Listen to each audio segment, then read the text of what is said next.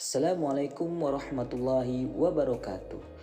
Hamdan wa syukranillah wassalatu wassalamu ala Rasulillah sallallahu alaihi wasallam, amma ba'du. Anak-anakku semua yang dirahmati Allah, ketemu lagi nih dengan Abi Hilman di materi PAI SMP kelas 8 dengan tema rendah hati, hemat dan hidup sederhana. Oke, mari kita awali pembelajaran kita hari ini dengan membaca basmalah. Bismillahirrahmanirrahim. Mudah-mudahan kita mendapatkan ilmu yang bermanfaat pada materi kali ini. Baik, sebelum kita mulai, marilah kita menyimak sebuah hadis dari Abu Hurairah radhiyallahu an. Ia berkata, Rasulullah shallallahu alaihi wasallam bersabda, "Lihatlah orang yang berada di bawahmu dan jangan melihat orang yang berada di atasmu, karena yang demikian itu lebih patut agar kalian tidak meremehkan nikmat Allah yang telah diberikan kepadamu." Hadis riwayat Bukhari dan Muslim. Intinya adalah mari kita syukuri apa yang telah Allah berikan kepada kita. Jangan kita memikirkan apa yang Allah berikan kepada orang lain. Insya Allah kita akan menjadi manusia-manusia yang bersyukur. Insya Allah. Bisa dipahami ya anak-anakku semua. Selanjutnya kita akan baca Quran surah Al-Isra ayat 26 sampai 27. Dalil ini merupakan dalil nakli tentang hemat dan hidup sederhana. Baik, kita awali dengan ta'uz ya. A'udzu billahi minasy syaithanir rajim.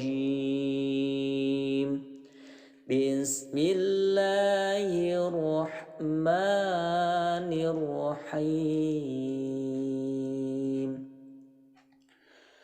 Wa ati dzal qurba haqqahu wal miskina wa banas sabili wa la tubadzir tabdzira. Innal mubadzirina kanu ikhwana syayatin wa kana syaitanu li rabbihi kafura. Shadaqallahul azim.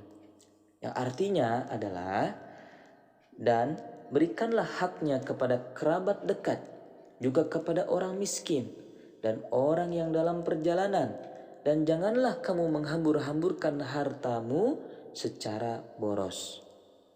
Sesungguhnya orang-orang yang pemboros itu adalah saudara setan, dan setan itu sangat ingkar kepada Tuhannya. Baik anak-anakku semua, kita lanjut berikutnya ya. Lalu kemudian penjelasan hemat dan hidup sederhana, Quran surah Al-Isra ayat 26 sampai 27. Yang pertama, mubazir artinya adalah hal yang berlebih-lebihan atau pemborosan. Nah, ini kita tidak boleh melakukan hal-hal yang berlebih-lebihan, apalagi kita boros dalam menggunakan harta kita atau uang kita. Lalu kemudian Allah Subhanahu wa taala melarang kita menjadi pemboros. Pemboros adalah saudaranya setan, na'udzubillah. Ayat ini turun untuk menjelaskan bahwa orang jahiliyah yang senang menumpuk-numpuk harta untuk berfoya-foya. Dia senang menghabiskan hartanya begitu saja. Nah, baik anak-anakku semua, marilah kita mulai hari ini untuk senantiasa hidup hemat dan juga hidup yang sederhana. Insya Allah kita akan dimuliakan oleh Allah Subhanahu wa taala. Amin ya Allah ya rabbal alamin. Selanjutnya, manfaat hemat. Yang pertama, tidak cemas terhadap masalah keuangan. Kenapa? Karena uang kita bisa aman. Di mana orang lain itu menghambur-hamburkan uang, kita hemat. Ketika orang lain tidak punya uang, kita masih memiliki uang yang memang harus kita jaga. Lalu kemudian yang kedua, memiliki simpanan untuk masa depan. Untuk sekolah kita, untuk melanjutkan ke jenjang yang lebih tinggi lagi pendidikan kita. Makanya kita banyak menabung. Jangan kita hanya mengandalkan dari orang tua saja.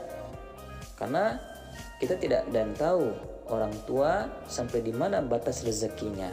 Sedangkan kita tugasnya adalah apa ketika kita mendapatkan rezeki yang diberikan Allah Subhanahu wa taala kepada orang tua, lalu kemudian orang tua memberikan kepada kita. Nah, ini harus kita jaga. Kita harus hemat, jangan kita boros. Kalau bisa kita membuka tabungan. Nah, lalu kemudian tabungan itulah untuk melanjutkan pendidikan kita di masa yang akan datang. Oke, yang kedua memiliki simpanan untuk masa depan ini yang tadi sudah kita jelaskan. Lalu kemudian yang ketiga, terhindar dari keinginan meminta-minta. Nauzubillah. Orang yang hemat, orang yang bisa menjaga hartanya, maka dia akan terhindar dari perbuatan meminta-minta. Nauzubillah. Baik, anak-anakku semua mudah-mudahan bisa dipahami ya. Nah, manfaat hidup sederhana yang pertama, memiliki cadangan dana. Jadi dia punya cadangan dana yang hebat.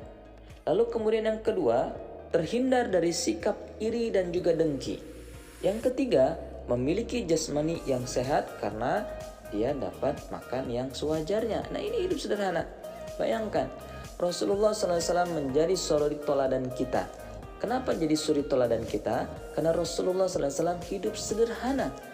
Beliau pemimpin umat Islam, tapi tidak menunjukkan kemewahan. Beliau hidup begitu sederhana sekali. Sehingga apa? Itulah contoh suri teladan yang terbaik, yaitu hidup dengan sederhana. Pak, boleh nggak kita menjadi orang kaya? Boleh. Karena orang yang hidup sederhana pada dasarnya dialah orang kaya yang sesungguhnya. Bisa dipahami ya anak-anakku? Alhamdulillah, materi hemat dan hidup sederhana sudah Abi Hilman jelaskan dengan baik. Mudah-mudahan bisa kita amalkan dalam kehidupan sehari-hari ya. Mohon maaf apabila ada kata-kata Abi yang salah, mohon dibukakan pintu maaf ya. Sampai ketemu lagi, mudah-mudahan kita sehat selalu. Billahi taufiq wal hidayah. Assalamualaikum warahmatullahi wabarakatuh.